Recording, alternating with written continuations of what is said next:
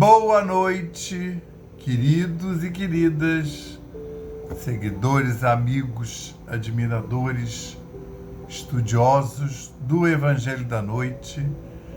Hoje estamos aqui mais uma vez reunidos na graça de Deus para realizarmos o culto do dia 24 de novembro de 2022. Dessa vez, vamos abrir o nosso culto com uma página do Vinha de Luz, e é a lição 47, o povo e o Evangelho. E não achavam meio de lhe fazerem mal, porque todo o povo pendia para ele, escutando-o. Jesus em Lucas 19, capítulo 19, versículo 48. E a perseguição, deixa eu botar uma luz aqui para mim. A perseguição, deixa eu botar, pronto.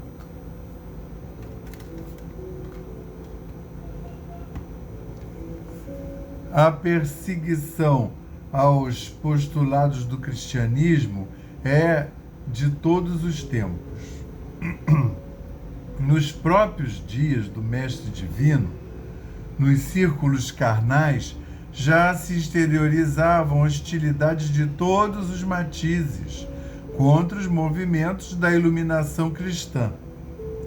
Em todas as ocasiões, no entanto, tem sido possível observar a gravitação do povo para Jesus.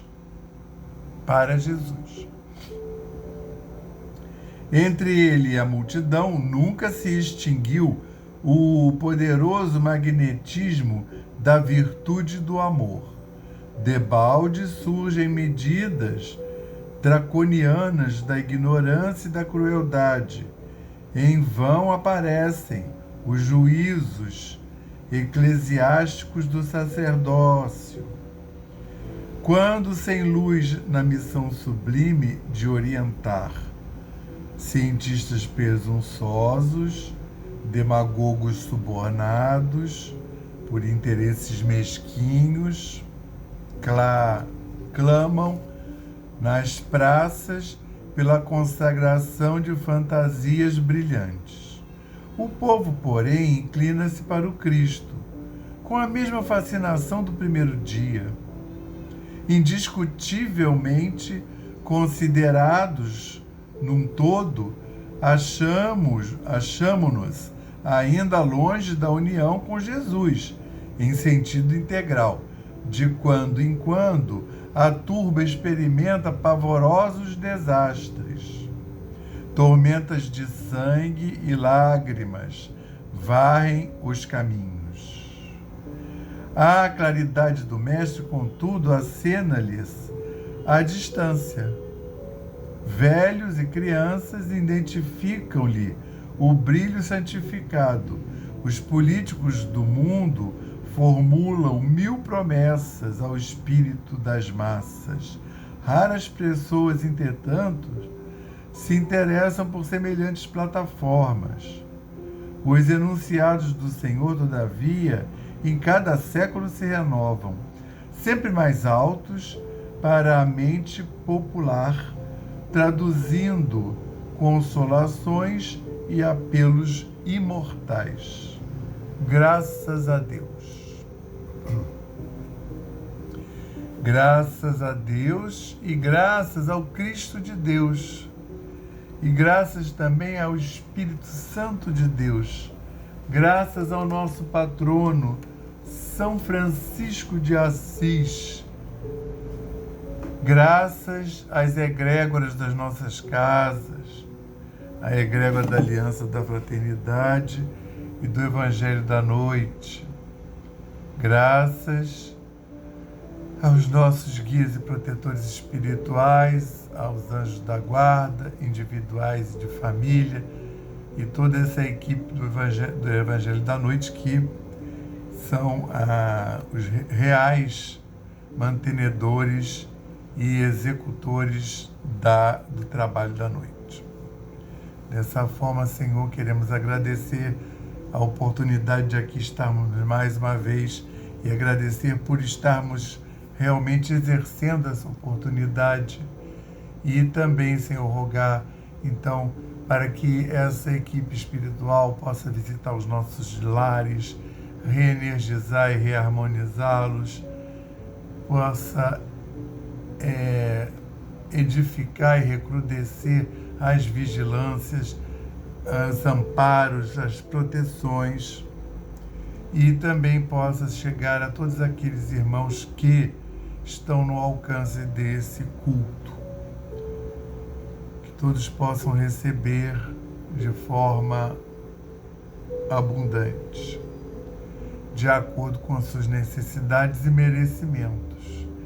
Queremos, Senhor, também agradecer a toda a presença dessa espiritualidade e que eles também possam ser beneficiados, Senhor Jesus, com tudo que vai acontecer aqui durante esse culto. Jesus Cristo, abençoa-nos nessa hora e dá-nos a autorização para começar a abrir esse Evangelho da noite, dizendo o lema da Aliança da Fraternidade, paz e fraternidade, e o lema de Francisco, paz e bem, graças a Deus. Hoje nós continuaremos o nosso estudo do capítulo 10 de Marcos, e dessa vez vamos apreciar só 3 versículos, 32, 33 e 34. Tá vendo? Só isso.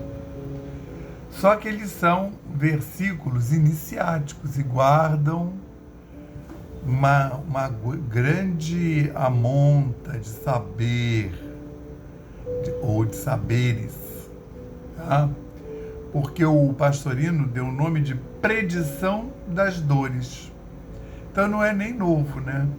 Na realidade, predição das dores já foi bastante abordado, entendeu? Aí, meu bocejo habitual, quando eu vou ler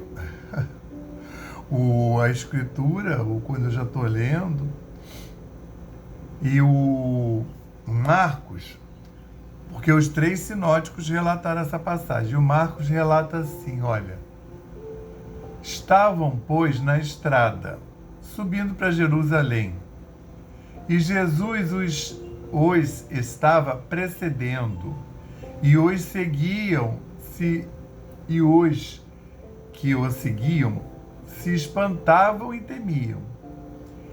E tomando de novo os 12, começou a dizer-lhes o que estava para acontecer-lhes. Não, o que estava para acontecer-lhe a ele.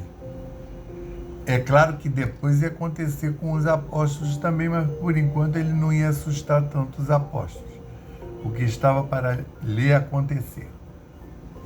Olhem, subimos para Jerusalém, e o Filho do Homem será entregue aos principais sacerdotes e aos escribas, e o condenarão à morte, e o entregarão aos gentios, e o escarnecerão, e cuspirão nele, e o flagelarão e matarão. E no decurso de 3 dias se levantará. É difícil não ouvir isso. Aqui, mas ao mesmo tempo não é uma novidade, tá? Porque quer ver aqui, ó, em Mateus, ele avisou isso 2 vezes. Em Marcos, também ele já avisou 2 vezes. A gente está no capítulo 10, já houve uma passagem que era prenúncio de morte, predição de morte, agora é predição das dores. Já fizemos esse estudo aí para trás, está aí nos meses anteriores, não muito longe, porque um está no capítulo 9 e o outro está no capítulo 8. E em Lucas tem 3 vezes esse anúncio. Mas você vê como é que é difícil ouvir isso. Porque nós ouvimos isso hoje e a gente acha, mas eles não entenderam isso que Jesus estava dizendo? Né? Mas Jesus disse com todas as letras. Mas na verdade, pensa bem, você lá não tem a boa nova toda dita. Você está aprendendo ali à medida que vai convivendo com o Cristo. Porque você aprende a partir do que ele fala e a partir do que ele faz. E aquilo que ele fala, você nota que ele fala para a multidão de uma forma de parábolas, que são sentido figurado. E ele procura falar mais diretamente para os apóstolos, como agora, que ele se reuniu com os 12 a caminho e falou aí diretamente. Só que mesmo as palavras que eram diretas, na época principalmente, eram iniciáticas. Eles estavam ouvindo essas coisas do Espírito da Boa Nova pela primeira vez. A gente vem ouvindo há 2020 anos. Então, assim, era difícil para eles saberem o que era, ainda estava oculto pelo véu da palavra e o que não. Então, nesse caso aqui, eles ouviram e ficaram completamente petrificados, porque eles não sabiam se era real ou não. Era muito pouco provável que fosse real, porque se ele é o Filho de Deus e ele veio trazer uma boa nova, era difícil de acreditar que ele então iria ser entregue pelos sacerdotes, e os fariseus e os principais do templo e os principais sacerdotes, toda o clã, a nata judaica, e que ele ia ser entregue por esses aos gentios. Aí, nossa, aí já é muito para imaginar que aí eram os que nem eram judeus, nem professavam a fé judaica, mas eram os que iam cumprir a lei, aí está guardado uma grande hipocrisia, porque eles, vamos dizer, eles condenaram. Na verdade, Jesus não foi condenado a nada, Era uma queixa dos judeus para os dirigentes, os governantes materiais, no caso, diretamente a Pilatos. E aí, o que acontece? Eles julgaram, não, porque se eles julgassem efetivamente, Jesus não tinha sido acusado de nada. Eles fizeram um falso testemunho, que é um dos mandamentos, para não fazer, e entregaram para a autoridade, para que a autoridade matasse, ou seja, porque eles não poderiam infringir, supostamente, não matarás. Você vê que gente boazinha, Aí eles jogaram lá para a lei. E tanto é que nas 2 instâncias, no Pilatos e no Herodes, não viram, interrogaram Jesus e não viram nada. Quando vai para Pilatos, ele ainda vai dar a oportunidade do povo soltar Jesus com aquele indulto de Natal, de Páscoa, que ele tinha direito a inocentar alguém. E aí, todo mundo sabe, escolhem que o Barrabás seja liberto, que já tinha sido julgado e acusado, e Jesus, então, que fosse crucificado. Agora, olha isso aqui. E a primeira coisa, assim, ele estava falando no exercício.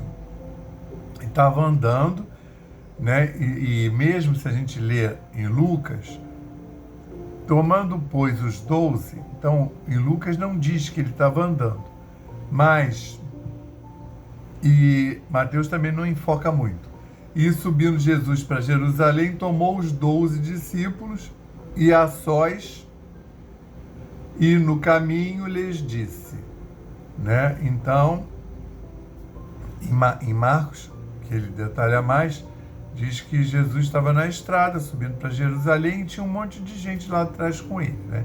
Então ele ia na frente e Jesus os estava precedendo, e os seguiram e se espantavam e temiam a turba. Aí ele, tomando de novo os 12, começou a dizer-lhes o que estava para acontecer-lhe. Mas lembrando, ele já havia dito isso antes e já não tinha sido compreendido.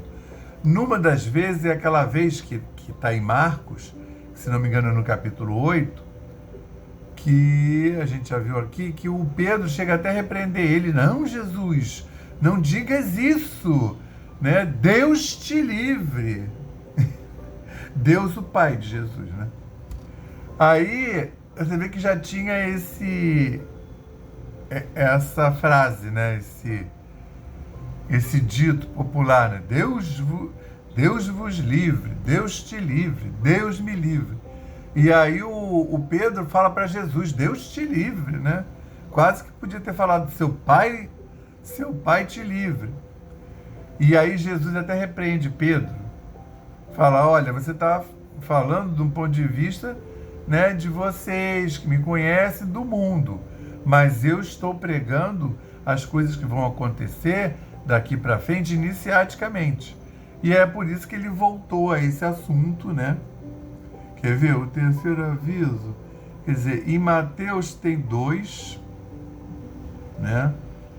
Em Mateus tem 2. Em Marcos tem 3 com esse, teve 2 que já aconteceram.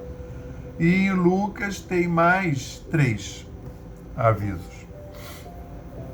Então, embora as pessoas estivessem ouvindo essa predição das dores, elas já ouviram com o nome de predição de morte, né? Porque na verdade ele fala aí que ele vai morrer. Só que a novidade aqui é que ele fala que voltará no terceiro dia. Então, o que tem aqui da dificuldade?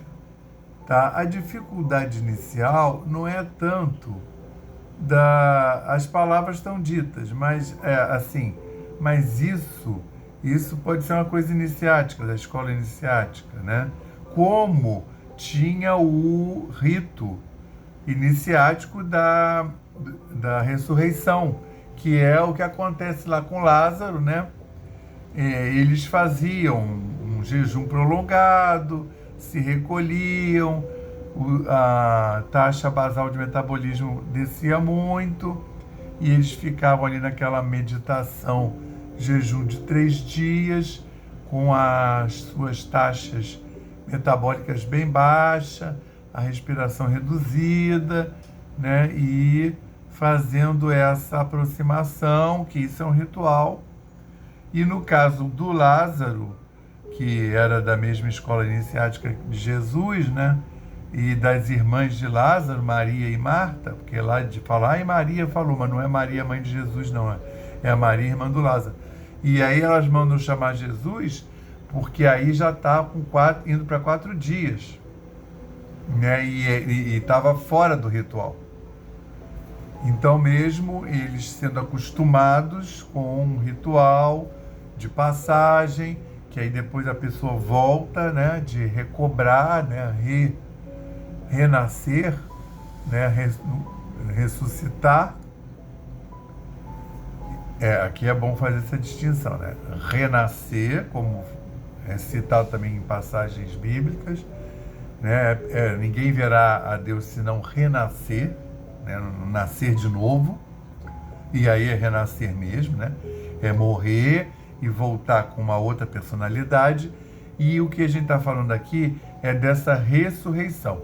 A ressurreição é necessariamente iniciática, tá? Ela sempre é iniciática. Até porque não é uma coisa que acontece todo dia, toda hora. Não está previsto voltar, a ressurreição é voltar no próprio corpo. Entendeu? É mais próximo daquilo que os egípcios acreditavam, que era um tipo de reencarnação, mas não era reencarnar, porque, embora voltasse a carne, era com o mesmo corpo, então seria uma ressurreição. E é por isso que eles tentavam preservar da melhor maneira possível o corpo, tá? E aqui, no caso dos rituais, a pessoa acorda de novo. E no caso de Jesus, ele vem dizendo, lá no outra passagem, predição de morte, é para eles poderem alcançar o ensino do Espírito vencendo a matéria. Ele mostrar que, para além do corpo, a vivência não é só enquanto você tem o corpo. Ele está mostrando que, para além do corpo, existe um ser espiritual. Então você continua a ser esse ser individualizado. E ele mostra morrendo na carne e voltando em espírito, tá? Mas isso, claro que é iniciático, porque isso não vai acontecer com todo mundo, né? Até porque esse corpo com o qual ele voltou é um corpo todo especial, que nós ainda não sabemos explicar como é que ele é feito. Para falar a verdade, não sabemos explicar nem o corpo, nem o corpo com o qual ele veio para cá e viveu aqui, né? E todo mundo pegou nele, os apóstolos, ele andava no meio da multidão, a multidão lá fazendo muvuca em volta dele, aí queriam tocar a manta, então a manta existiu, Jesus estava lá, né? Os guardas pegaram, botaram o manto nele, botaram a coroa de espinho, né? Chicotearam ele sangrou, pregaram na cruz. Então esse corpo aí era um corpo palpável, né? Eu estou longe de dizer que era um corpo igual o meu, o seu, né? Óbvio que não era, mas era um corpo tangível, tocável, tá? E você vê, aí ele vai entregar esse corpo, né, que vai morrer crucificado, bota lá, esse corpo se desfaz, né? E ele volta. Quando ele fala com Madalena, a primeira a encontrá-lo, né, que ele ainda está no terceiro dia, logo no terceiro dia, Madalena vai lá para passar os óleos aromáticos, e já está o sepulcro aberto sem o corpo já se desfez. Ele aparece para Madalena e ele fala: não me detenhas, não me toques, eu ainda vou ao Pai e depois volto. Olha como não tem nada mágico e automático. Ele ainda estava fazendo os rituais lá da passagem dele. Então a Madalena não podia tocar ele, aquele corpo provavelmente não existia mesmo, aquilo era uma projeção, né, talvez nem ectoplásmica. Mas o fato é o seguinte: ele vai constituir um corpo místico e ele vai voltar.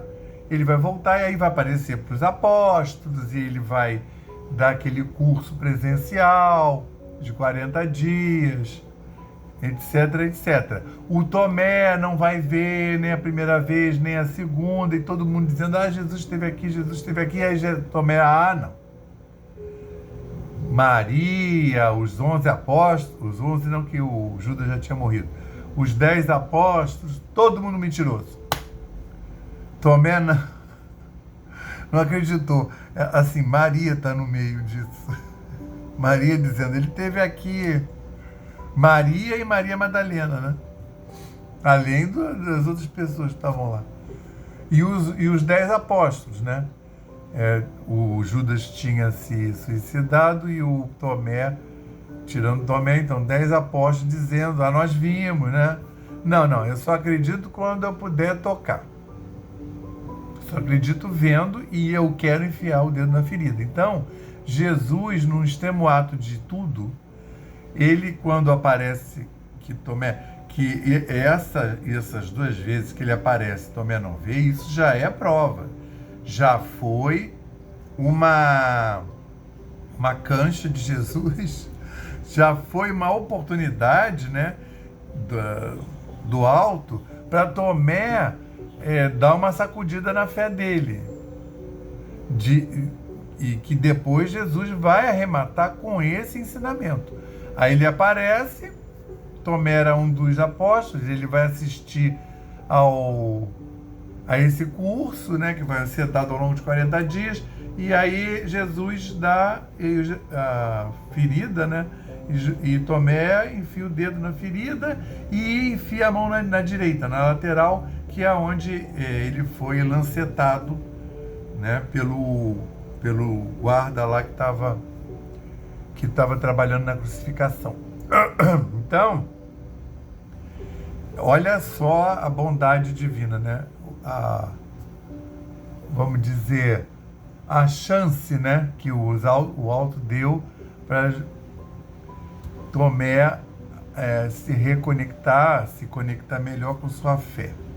E aí, depois que Tomé faz esses toques físicos, você vê, a gente está falando o tempo todo, né, de mundo material, espiritual e mundo material, que foi a grande mensagem que o Cristo veio trazer, né? Que existia um mundo todo lá do outro lado e que era aquele que valia, não era esse, né?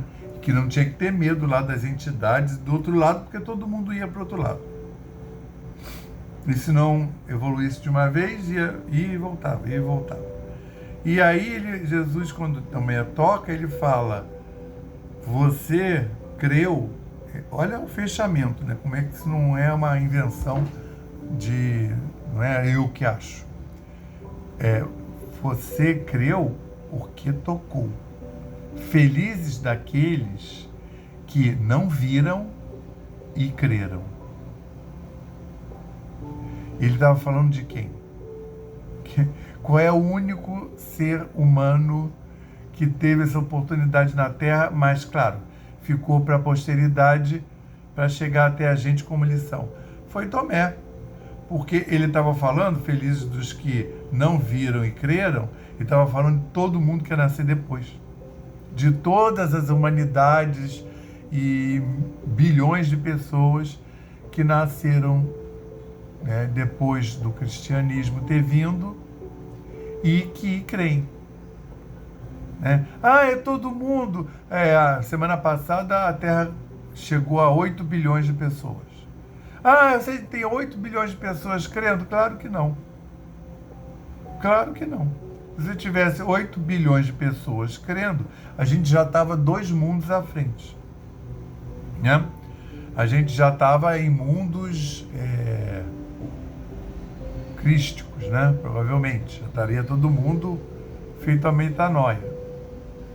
Essa fé 100% é a religação com o Deus 100%. Então, de que a gente está falando? É a metanoia, é amar a Deus sobre todas as coisas. É que não tem um verbo melhor, né, que não ia botar naquela época sintonizar com Deus sobre todas as coisas. Mas o verbo melhor hoje em dia é isso. É você estar vibrando no padrão crístico. Que os espíritos crísticos, embora tenham várias gradações, segundo o Pastorino 7, eles já viram a Deus. Já tem ver a Deus, não é ver um velhinho de túnica, Deus ali sentado. Ver a Deus é você se conectar com todo o universo, todo o éter, toda a criação. Você ser uma parte dessa criação, você é nesse momento, mas uma parte conectada, sintonizada. Você ser a expressão desse Deus universal, ser um dos aspectos dele, o Filho.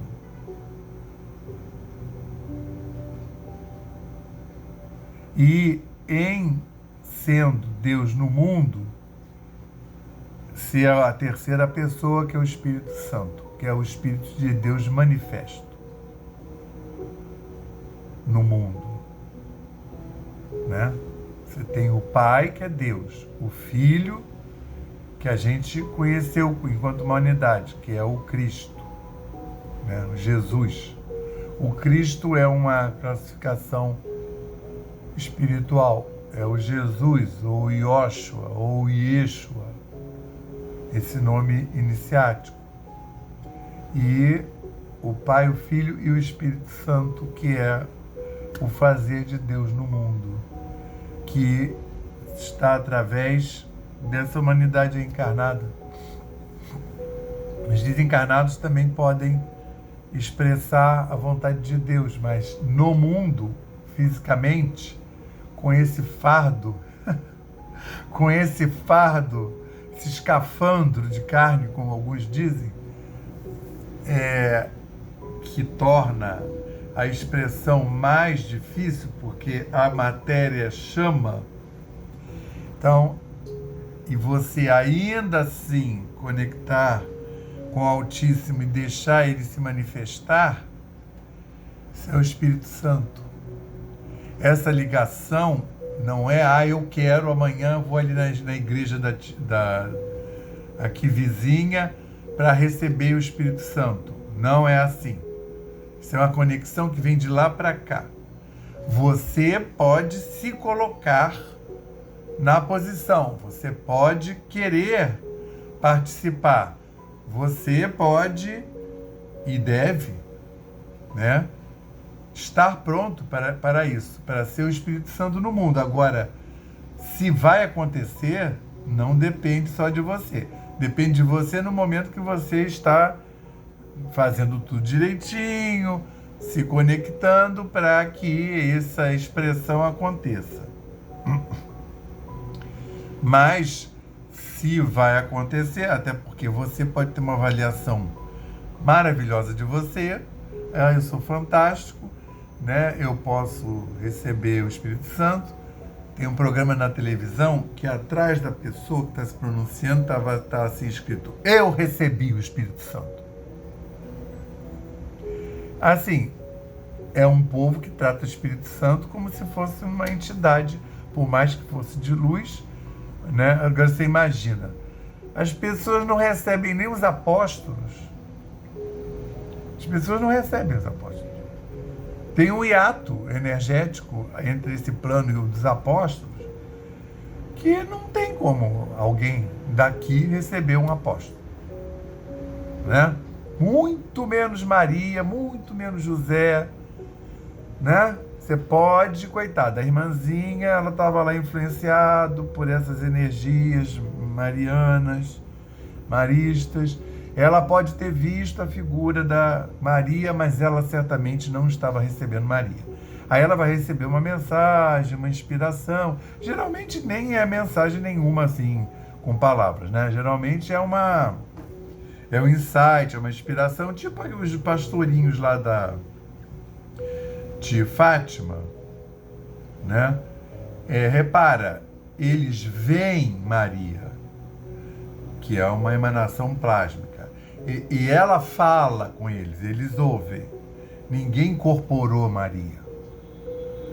E repara que todas as aparições, Guadalupe, né, lá da França, né, gente, olha como é que falha, né? Aquela da França, de Lourdes. A de Lourdes, as pessoas viram Maria. A menina de Lourdes, a Bernadette, viu ali. E assim, não viu Maria. Ela não sabia nem o que ela estava vendo, porque ela viu uma criança. Essa de Lourdes é belíssima, tá? Essa história de Lourdes eu recomendo. Porque não é óbvia, né? A maioria das pessoas não sabia que Maria, foi inseminada com Jesus, ela tinha 13 anos. E a menina viu uma garota que nem ela, de 13 anos. Por isso que no início os relatos pareciam uma entidade qualquer.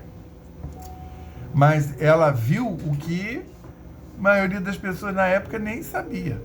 Porque todas as imagens de Maria, Maria já uma senhora de 40 anos, né, com Jesus no colo. Enfim. Então, vamos ter isso em mente e passar.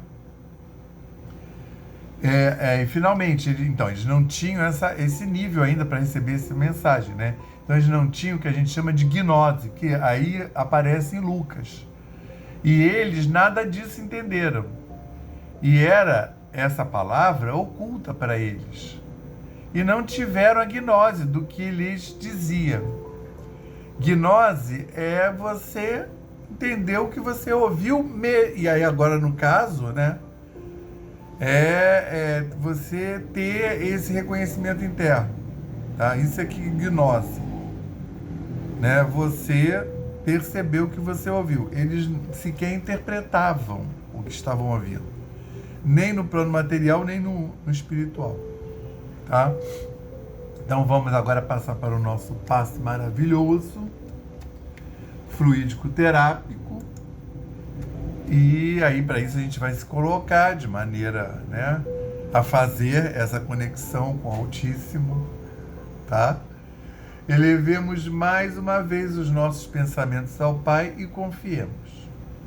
Nós pedimos ao Cristo para que possam os nossos amigos espirituais, juntamente com os protetores de cada um aqui presente, realizar através deste passe fluídico terápico o tratamento particularizado de acordo com as necessidades que cada um apresenta. Que seja suavemente depositado em nosso corpo fluídico, mental e físico o remédio advindo das camadas superiores da vida, tão bem preparados por corações amorosos para nos atender. Rogamos ainda que os benefícios deste passe se estendam aos nossos lares, envolvendo de forma carinhosa nossos familiares, parentes e amigos, proporcionando-lhes igualmente tratamento eficaz. Intimamente, pedimos força para desenvolver em nós coragem, discernimento, paciência e bom ânimo em nossa lida diária, nos colocando agora na posição de receptores abertos à boa influência do alto, alentando a nossa consciência de que somos seres oriundos e viventes no universo de Deus. Agradecemos a nossa coexistência com o nosso próximo e a atual reencarnação que nos colocou em contato com os elementos indispensáveis às nossas necessidades de evolução, rogando inspiração para que possamos aproveitar a oportunidade da mesma para exercitar o perdão e a busca sincera pela harmonização íntima, sem deixar de atender aos reclames da lei de progresso e evolução. Finalmente pedimos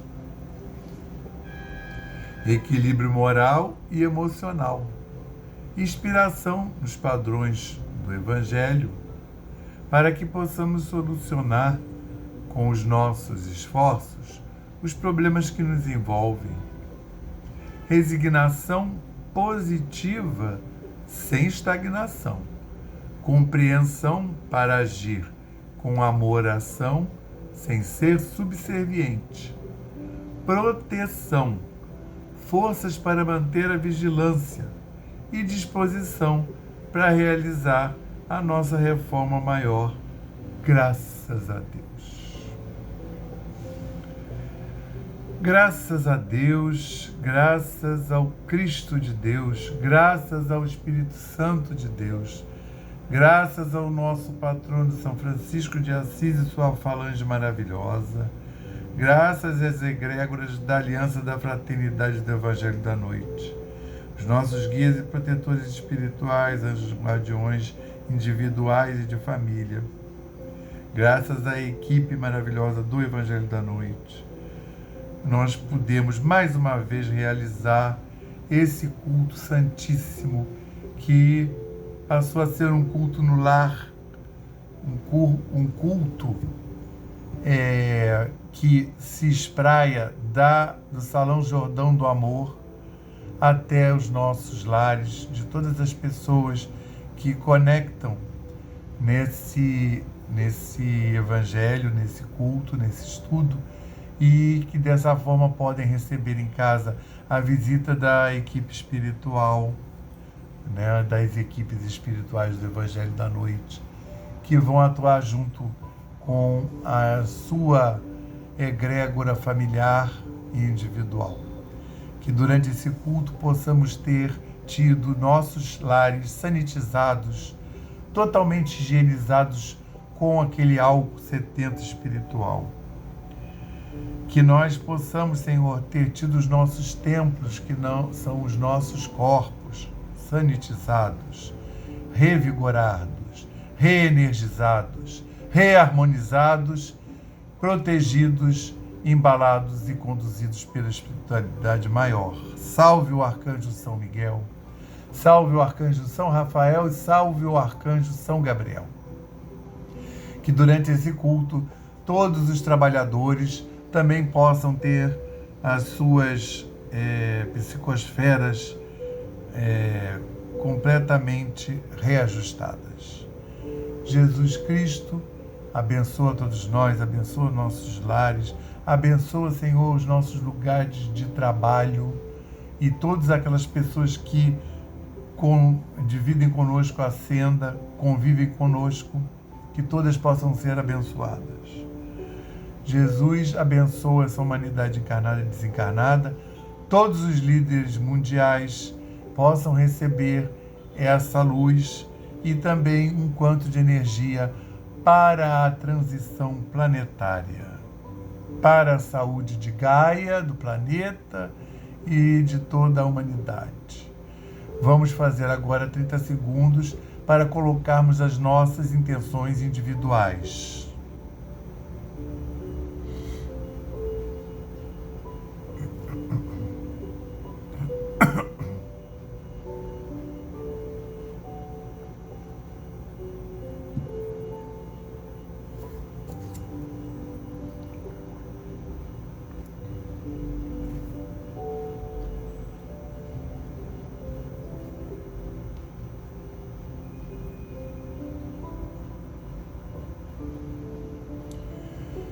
Graças a Deus. Nosso Senhor Jesus Cristo dá-nos a permissão para dar por encerrado o culto dessa noite do Evangelho da Noite, dizendo o lema da nossa casa, paz e fraternidade. E o lema de Francisco, paz e bem. Que tenhamos todos uma excelente semana, embalados pela luz, a paz e o amor de nosso Senhor Jesus Cristo. Graças a Deus.